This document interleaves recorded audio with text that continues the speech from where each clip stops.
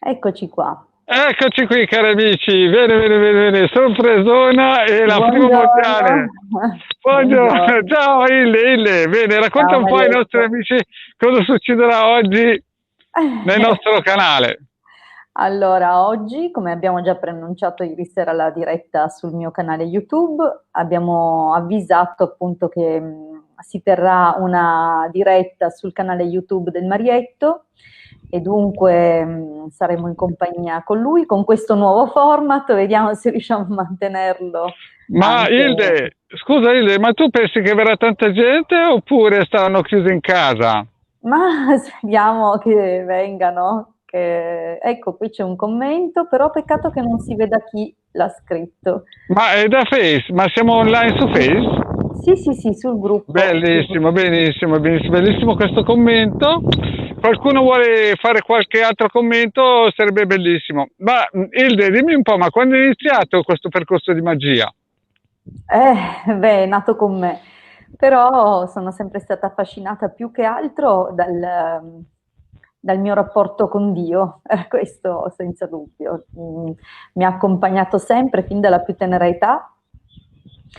Un altro buongiorno, ma perché non si vedono i nomi? Peccato, non sappiamo chi ci sta salutando. Buongiorno, magari se andiamo lo monitoriamo su Facebook, è possibile che si riesca a vedere chi è che. Ah, ecco, su Facebook si vede. Allora, Antonio Corso, Angela Gioia Galli, Perla, Claudia. Bene, bene. Allora adesso abbiamo visto, si vede meglio. Mi raccomando, cari amici, se avete altre persone che sono interessate a questo percorso esoterico, siete tutti invitati. Mi raccomando, oggi alle 15:30 sul canale del Marietto Veneziano avremo una prima news mondiale. Però non diciamolo a nessuno, che sia solo fra me e te, Hilde, che non voglio che poi, sai, dopo si sparge la voce e dicono quello dice questo. Sì, è il segreto di Pulcinella, Il mi segreto di raccomando. Pulcinella, eh. Comunque stavo spiegando appunto del mio rapporto con Dio perché ho avuto una vita molto travagliata, molto dura, però a tenermi sempre salda, comunque sempre forte e fiduciosa era questo sentire questa presenza. E infatti in qualsiasi momento io avevo aperto questo dialogo. Per me era mio padre, ho riconosciuto sempre solo lui come padre, devo dire la verità, non sono stata proprio una figlia molto riconoscente, ma del resto avevo una situazione veramente forte, in particolare, però per me mio padre era su un altro piano e un altro regno. Comunque questa è una storia lunga che non vorrei tediarvi, dunque comunque è nato tutto così, era già dentro di me. E poi nel tempo la vita stessa mi ha forgiato, mi ha fatto fare tutto l'addestramento che serviva per non perdere mai appunto questa fede, anzi che cresceva sempre, sempre di più. E poi ho scoperto il percorso ermetico, comunque mi sono successe molte cose particolari, molte cose interessanti sotto un profilo di esperienza, ecco, però non ritengo il caso di parlarne. Invece tu, Marietto, raccontaci tu.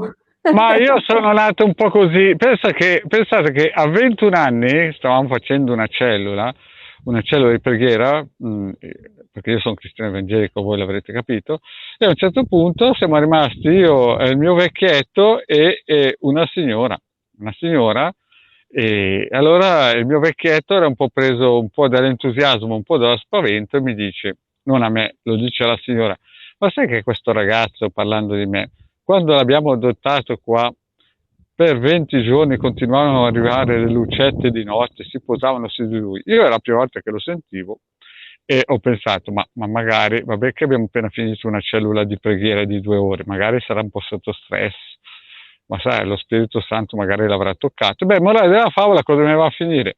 Va a finire che gli chiedo, ma papà, ma io cosa facevo quando ero piccolino e arrivavano queste lucette? E beh, tu ridevi, poi e gli ho chiesto, ma dove andavano poi queste lucette? E poi trovano dentro di te. Beh, morale della favola, loro erano spaventatissimi, perché voi capite, più di 55 anni fa, gente praticamente quasi analfabeta che aveva visto la guerra, insomma, si vedono arrivare di notte queste tre lucettine che girano per la casa, poi cercano il cicciobello che ero io in quel momento lì, e mi entrano dentro me. Ma nella favola questi qui erano spaventati, vanno in giro per tutto il paese a raccontare sta storia, che arrivano queste lucine di notte a cercare questo povero bambinozzo, no? Questo cicciobello. E allora va da il parrucchiere gli dice: senti, guarda, ti do questa reliquia della Madonna siciliana, quando arrivano questi qui tu tieni in mano la reliquia, poi fai tu. No, morale della favola, cosa è successo? È successo che questo qui ha preso la reliquia in mano, non sapeva più che salti votarci, ha dato una sventola a sta lucetta che arrivava periodicamente tutte le notti, mi ha detto che si è formata una gran fiammata e poi da quel momento non sono più arrivate, no? E me l'ha detto così quando ho finito una cellula di preghiera. Morale della favola, io a un certo punto gli ho detto, e poi dopo ci mancavano, perché eravamo così abituati al fatto che arrivavano ogni sera a trovarti, che poi l'importante è che io poi ridevo, perché mi ha detto che ridevo. Boh, beh, era solo un piccolo racconto spot pubblicitario per il vostro mariachi, che già fra un pannolone e l'altro aveva dei contatti così, ma io non mi ricordo niente, molto probabilmente non è che non mi ricordo niente, ma mi hanno cancellato la memoria perché molto probabilmente andavo fuori una strada. Bene, cari amici, vi ho raccontato una piccola chicca del marietto e niente, vi invito ancora, mi raccomando, e non raccontatelo in giro, non raccontatelo in giro perché dopo va a finire sempre che il marietto dice le cose e vi porta sulla cattiva strada, sempre così. No, dopo andate in giro, questo qui ci trascina, è un tipo che la racconta giusta, un pifferaio magico, è uno che cerca di qua e di là, no, no, non dite in giro che ve l'ho detto io. Casomai date la colpa al Dante, perché il Dante è una lingua che sapete che per ascoltarlo ci vuole il giubbetto antiproiettili. Attenzione, non posso farvi vedere la maschera, se no fate l'antivirus. Eh sì, dopo oltre al coronavirus mi blocco anche il computer.